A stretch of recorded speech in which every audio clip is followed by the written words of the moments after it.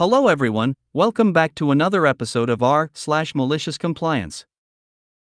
In today's episode, my HOA will learn that I absolutely live by the letter of the law.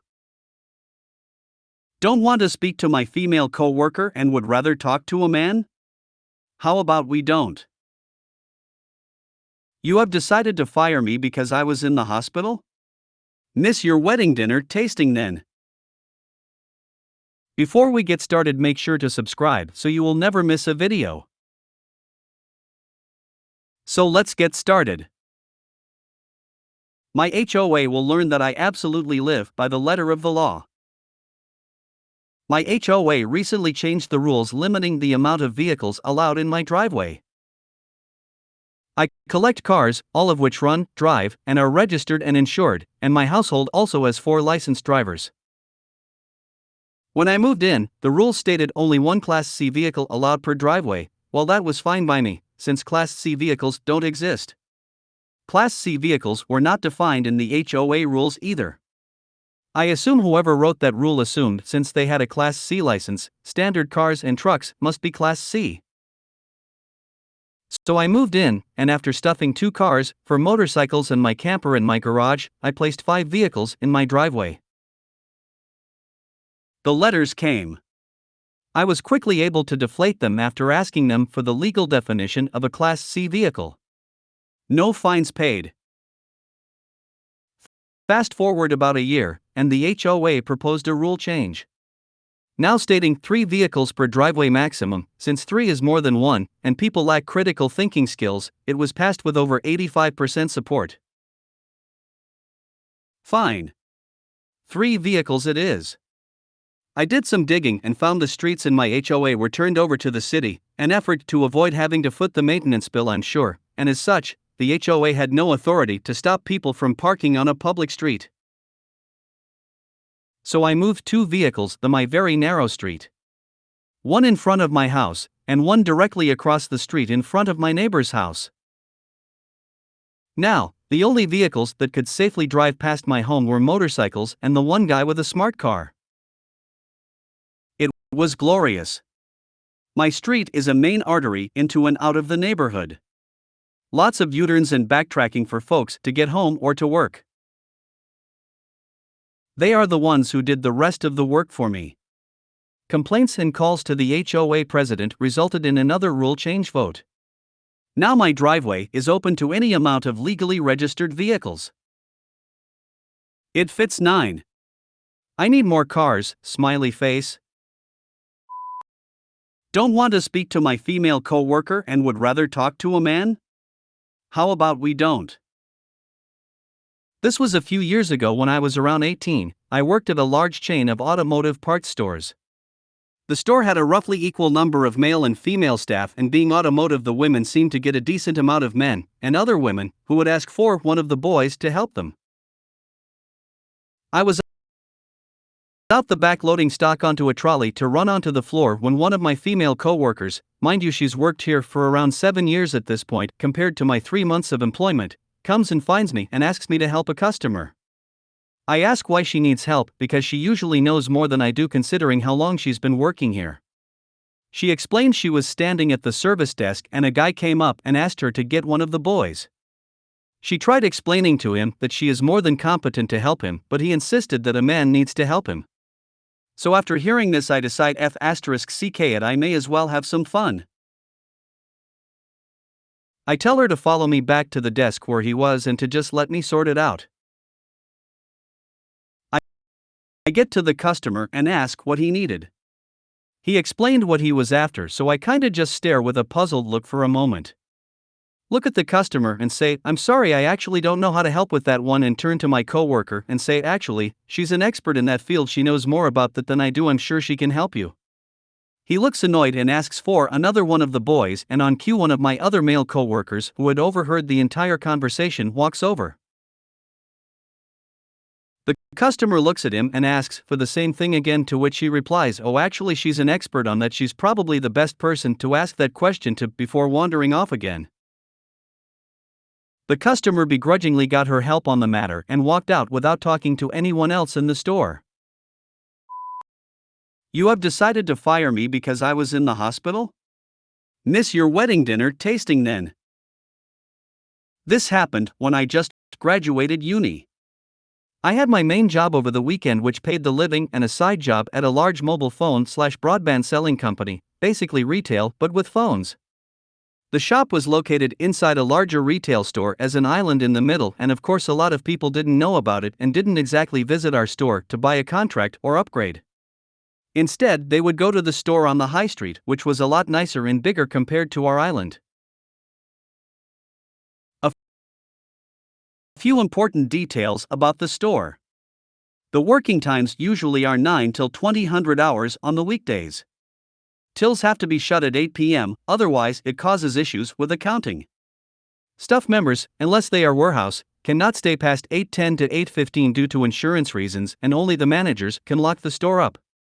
Warehouse can stay later and they have their own exit, however it cannot be used by those who are not working in the warehouse.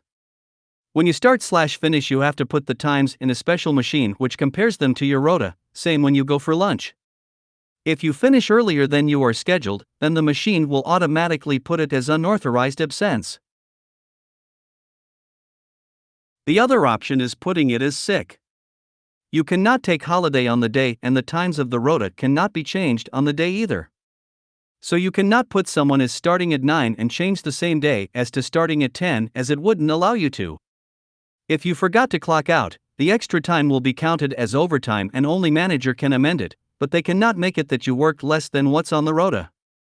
However, it is also a lot easier to amend the times on the same day, as if you were trying to do it the next day you will need the details of the member of staff to do it, like their memorable word and so on. Also in our island store you must have at least 2 employers working during the same hours as per company policy. It was my last day at the said store. My manager decided to let go of me because I didn't attend a shift due to being in the hospital and I was still on my probation. I was told that I still have to work the notice period, which was 2 weeks. My manager, I call him Dan, had to create rotas 2 weeks in advance as per company policy. He can change the rotas up to a last Friday of the week, meaning he can change the next week's rota on the Friday before, but not after. So Dan scheduled me on my last day on a 17 to 2100 hours shift, when my usual shifts are 16 to 2000 hours. I have asked him if this was correct both personally and in the team group chat, and he confirmed it. Dan was also the type of those whiny managers who don't do anything but complain about everything and do not bother to train you or show you the ropes, so I kinda knew he made a mistake but decided not to mention it. Cue malicious compliance. Friday rolls on, I'm hungry so decided to have a late lunch before my shift starts. I'm putting the order through and notice Dan is trying to call me. I decline. I finish my order to feel that Dan is trying to call me again alongside with a few texts received from him. I decide to reply. Dan, hey, where are you? You are not at the store and it is already past 4 and we have one of the higher-ups checking how things are going. Me, oh, I'm having lunch. I'm not scheduled till 5 p.m. remember? Dan, well no, you are lying. Your shifts are always 4 till 8, I make sure of it. Get here. I can't stay as I have to try the food that will be served at my wedding and compose the menu. Me, oh sorry, but I really can't. I have just ordered lunch and waiting for it to be ready and then I have to eat. I have asked you if the rota correct and you said it is. But in case if you don't believe me, I'll send you a screenshot and we'll see you at 5. I did send him a screenshot where I have questioned my times and he confirmed they are correct. Haven't heard from him till I got back to the store. At the store I see Dan talking to the higher up person. Dan notices me first, waves me over as soon as I sign in and says he really needs to be somewhere else, he just needs to get to his office and get his coat. I nod and have a small talk with the higher up, HU.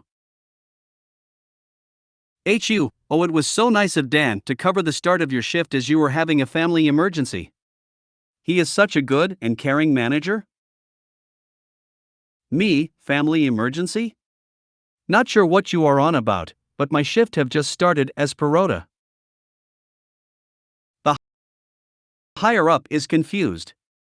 He asks to see the rota, so I gladly show him the pictures Dan have posted on the group chat. Then higher up turns to me and another member of staff and asks if one of us a team leader, and if not, when did we start? After finding out we are not team leaders and have started less than 12 weeks ago, the higher up gets visibly angry.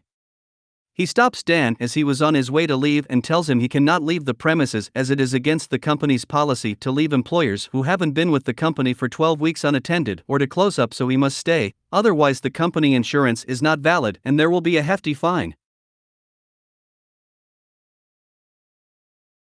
Dan has no option but to stay, meaning he was missing the food tasting.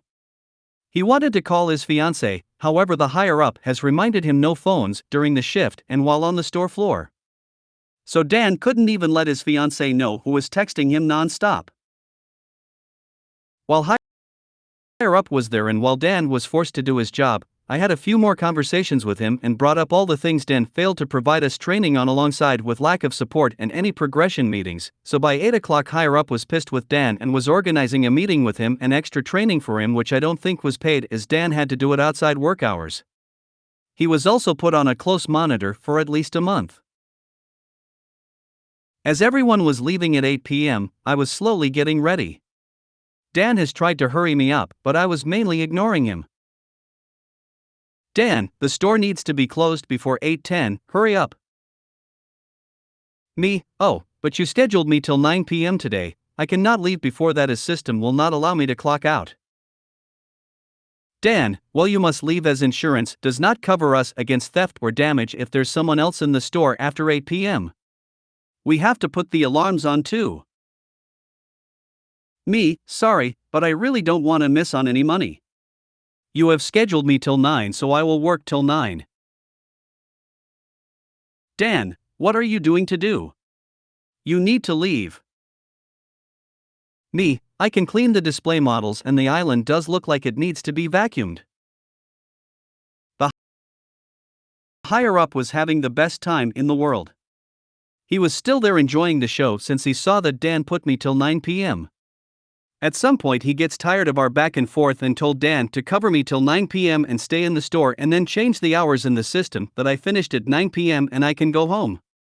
Dan has tried to argue, but the higher up has pointed out that it was his mistake, and if something happens in the store he will be the one responsible, as he should have checked the rotas beforehand. Dan has no choice but to follow the orders. From what I have heard, he left around 10 p.m. that day as the system wouldn't allow him to log in. His fiancée also left him a few years later, I do not know the reason why. But she took the house and the dog and saved money since she never married him. I have heard that Dan works as a personal growth coach, but not very successful at it either. If you made it to the end of the video, thanks for watching. Don't forget to like, subscribe and share, and we will see you in the next video.